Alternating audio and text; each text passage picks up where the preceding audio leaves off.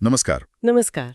आज हम श्री रामकृष्ण परमहंस की शिक्षाओं की गहराई में उतर रहे हैं। जी। खासतौर पे ये समझने की कोशिश करेंगे कि ईश्वर के प्रति प्रेम, वो भाव कैसे जगाया जाए।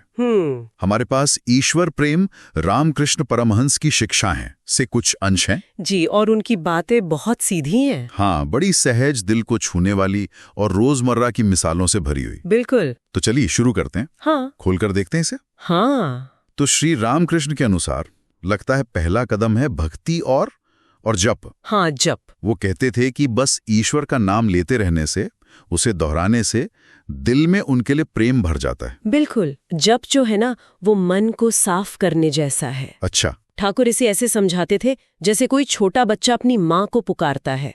बस माँ माँ। उस पुकार में जो एक लगन होती है, जो तड़प होती है, जो भरोसा होता है। हाँ, वो मासूमियत। वही भाव ईश्वर का नाम जपते समय चाहिए। जैसे वो स्रोत में राधा की कहानी है। हाँ, बताइए। वो घर का सारा काम करती रहती थी, पर मन ही मन कृष्ण का नाम जप चलता रहता था। अच्छा। और धीरे धीरे उनका पूरा मन कृष्ण प्रेम से सराबोर हो गया। तो ये एकाग्रता और विश्वास की नींव है जप। ये दिलचस्प है। तो नाम जप से मन एक जगह टिकता है, पर क्या अकेले यही काफी? मुझे याद है रामकृष्ण तो संगति पर भी बहुत जोर देते थे, सत्संग। हाँ, बिल्कुल सही। सत्संग बहुत जरूरी है। इसका क्या महत्व है? जब तो हम अकेले भी कर सकते हैं। देखिए, जब तो हुई अंदरूनी तैयारी, है ना? हाँ। पर सत्संग जो है वो बाहरी माहौल बनाता है। ठाकुर कहते थे ये भक्ति की आग को और भड़काता है। अच्छा, आग भड़काता है? हाँ, जैसे मान लीजिए गीली लकड़ी है, वो अकेले नहीं जलेगी। ठीक। पर अगर उसे सूखी लकड़ियों के बीच रख दें तो वो भी आग पकड़ लेगी। बस वही बात है। जब आप ऐसे लोगों के बीच होते हैं जिनका मन ईश्वर में लगा हुआ है, जो भक्ति की बातें कर रहे हैं, तो आपकी अपनी श्रद्धा, आपकी अपनी लगन भी बढ़ती है। प्रेरणा मिलती है एक तरह से। प्रेरणा मिलती है, बिल्कुल। वो श्याम वाली कहानी याद है? हाँ। वो तो दुनियादारी में ही फंसा रहता था, पर सत्संग में जाने लगा तो धीरे धीरे उसका मन बदला, ईश्वर प्रेम की तरफ मुड़ा। जी। तो संगति का असर बहुत गहरा होता है। ये बात तो है।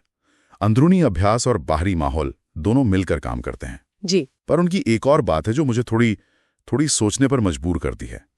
संसार को एक सपने जैसा समझना। हाँ, ये वैराग्य की बात है। लेकिन रोज की जो भागदौड़ है, जिम्मेदारियां हैं, उन्हें सपने जैसा कैसे देख सकते हैं? ये थोड़ा मुश्किल नहीं लगता? देखिए, ठाकुर का कहने का मतलब ये नहीं था कि आप जिम्मेदारियां छोड़ दें। अच्छा। वो कहते थे दुनिया एक बाजार जैसी है। हाँ। यहाँ अपना काम करो, जो जरूरी है वो निभाओ, और फिर अपने असली घर यानी ईश्वर के पास लौट जाओ। मतलब इसमें उलझो मत। हाँ। जैसे सपने में कोई राजा बन जाए, खूब ऐश करे। हाँ। पर जब आंख खुलती है तो सब गायब, कुछ नहीं रहता। बिल्कुल। तो संसार की चीजें, सुख दुख, मान अपमान, ये सब सपने की तरह बदलते रहते हैं। इन्हें पकड़कर मत बैठो। अच्छा, मतलब अटैचमेंट नहीं रखना है। हाँ, मोह नहीं रखना है। इससे मन को शांति मिलती है। वो गोपाल व्यापारी का उदाहरण था ना? हाँ, उनका तो सब लूट गया था। हाँ, व्यापार में भारी नुकसान हुआ, बहुत दुखी हुआ, पर तभी उसे समझ आया कि ये सांसारिक दौलत तो आने जाने वाली चीज है, असली दौलत तो माँ दुर्गा का प्रेम है। तो नुकसान ने उसे एक तरह से जगा दिया। बिल्कुल। संसार को सपना समझने का मतलब यही है, हार जीत, सुख दुख से ऊपर उठकर मन को ईश्वर में स्थिर रखना सीखना। तो ये वैराग्य हुआ, मतलब मन को दुनिया की चीजों से हटाना। पर फिर मन को लगाना कहाँ है? खाली तो नहीं रह सकता। सही सवाल। यहीं पर ठाकुर का अगला कदम आता है। क्या? ईश्वर को अपना मानना, एकदम अपना। अपना?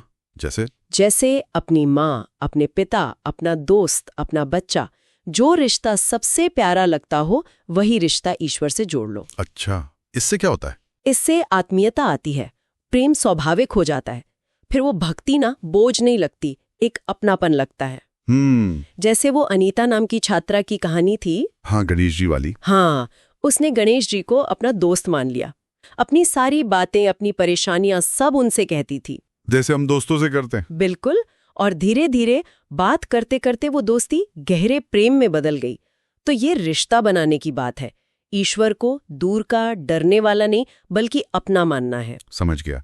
तो जब से शुरुआत हुई, फिर सत्संग से सहारा मिला, वैराग्य से मन साफ हुआ, और फिर ईश्वर से एक निजी अपना रिश्ता जुड़ा। जी। ये सब मिलकर कहाँ ले जाते हैं? हाँ, क्योंकि रामकृष्ण परमहंस एक तीव्र लालसा की, एक बेचैनी की बात भी करते थे। हाँ, वो व्याकुलता, वो प्रेम की चरम सीमा है। चरम सीमा, हाँ।